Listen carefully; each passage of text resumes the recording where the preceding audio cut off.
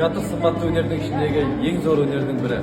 Қазақ халқының бүгінгі заманға ұлт ретінде амансау жетуінде театрларымыздың қосқан үлесі өте зор.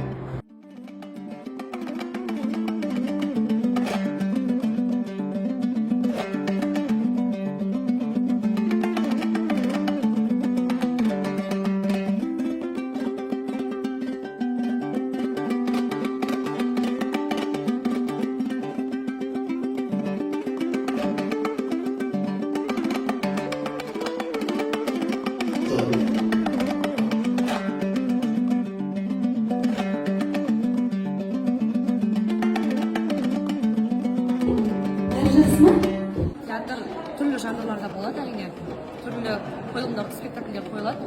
Әр спектакльден мен өзіме әртүрлі бағытта рухани байлық аламын. Бірден елге деген өзіме патриоттық сезім оятсам, бірде өзіме ойымның өзімде ішімде мазасызданып жүрген бір кез келген бір сауалдарға жауап ала аламын деп айтсам болады. Жалпы айтқанда театр ол елге, жастарға, біздерге ол өте керек дүние.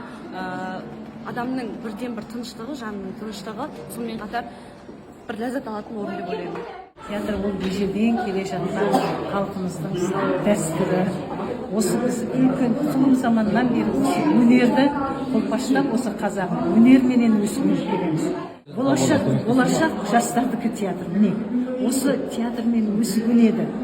Ішінде биі де бар, әні де бар, айтатын сөзі де бар, беретін үлкен мағлұмат, бүткіл ішіндегі образдың беретін мәні бар.